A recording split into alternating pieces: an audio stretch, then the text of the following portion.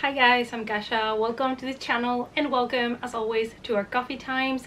It is currently really hot summer weather in Germany, so welcome to really hot, sweaty coffee times. I know that sounds super inviting, so take a seat, get your coffee, and let's start.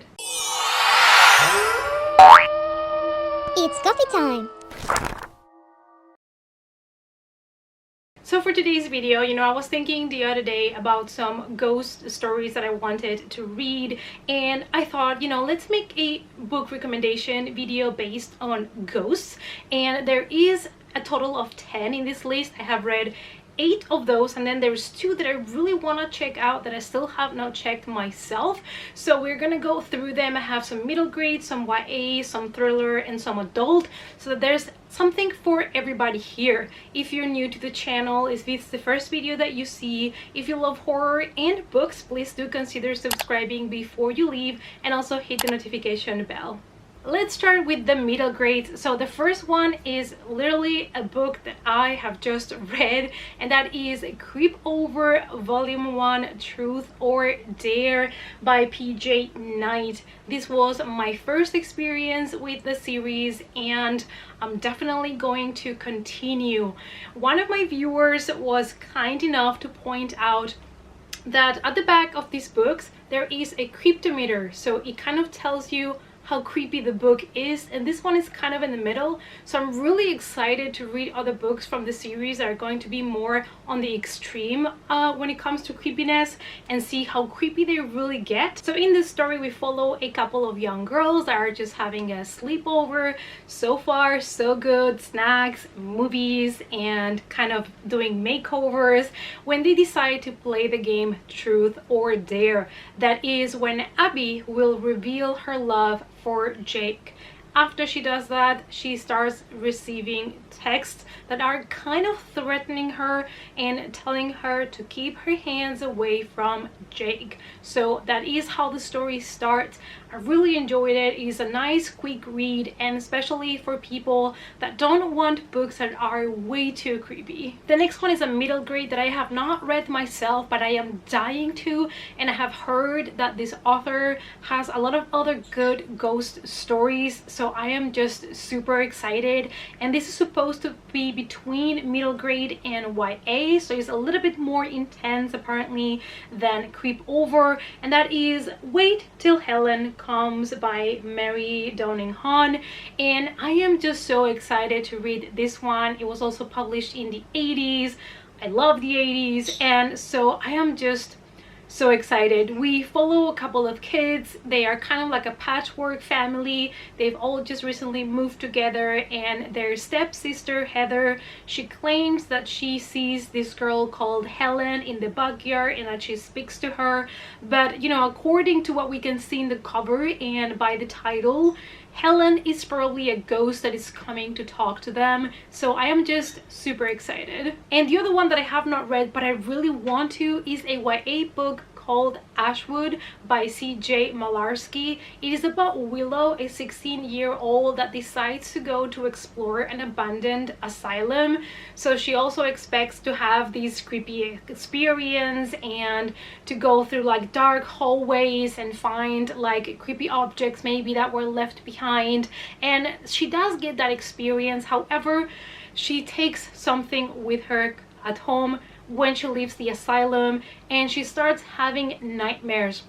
This one just sounds so good, and I've been meaning to read it as well, but I still haven't. But I had to include it in this list because I've never heard anybody talking about this book, and maybe it sounds interesting for you guys too. The other YA book that I would like to recommend you is one that I read and I really enjoyed, and that is Frozen Charlotte by Alex Bell. We follow here Sophie. She goes to visit her cousins and her uncle that she has not seen in years. And when she gets there, she starts realizing that a lot of weird things are happening in that house, and there is a dark history of that house, which is it was a school for girls that had to be closed after a series of misfortunes.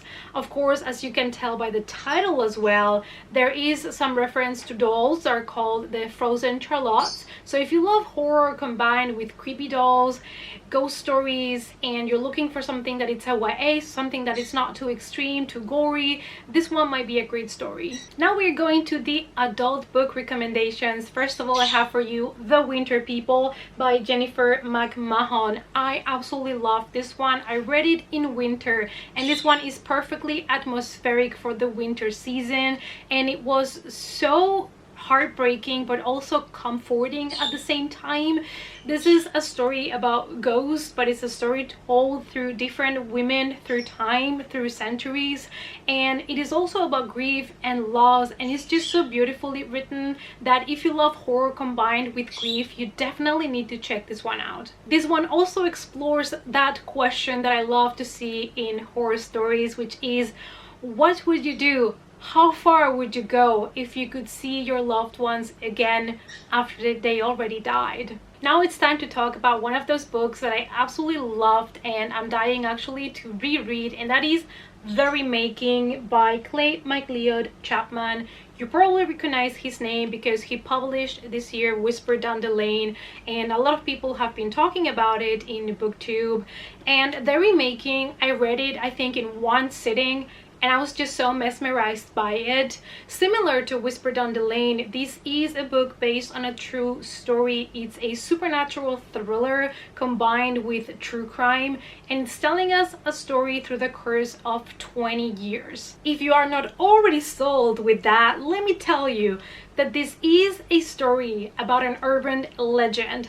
The legend talks about a woman and her daughter that lived in the woods and were considered witches, so they punished them for that, and that becomes through the years an urban legend, and people have been turning it into movies, and you do follow the actors, the people at the set, how they are doing the movie. And this book was just, it was a 5 coffee mug reading for me, and I just absolutely loved it. So if you have not checked it out yet and you love supernatural thrillers that are also a true crime story that combines horror with cinema, I mean, what else do you want? Next, we're going to talk about The Haunting of Ashburn House by Darcy Coates. I also just finished this one. I listened to the audiobook and I really enjoyed it. This is so far one of my favorite haunted houses stories, just because I could relate so much to our main character. She's kind of like a cat lady. She has a cat, and you can tell by the way they talk about the cat and everything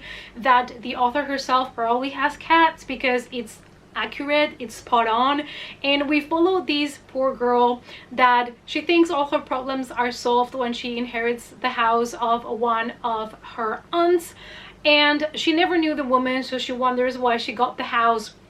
But when she moves into this big huge house, she starts to realize that a lot of weird things are happening around her. Our main character, Adrienne, she does not really believe in ghosts, but slowly she's not gonna be left with any other option but to just accept that there is something else living in the house with her. Moving on to another one of my favorites, and that is The Sundown Motel by Simone St. James. This is another one that is kind of a supernatural horror thriller, and it is another one that it is also based on true crime stories, so you know I'm gonna love that. And we are following here the story of 2 different characters in different timelines. We have Viv in the 80s and we have Carly in 2000. Excuse me. We follow Viv in the 80s and we follow Carly in 2017.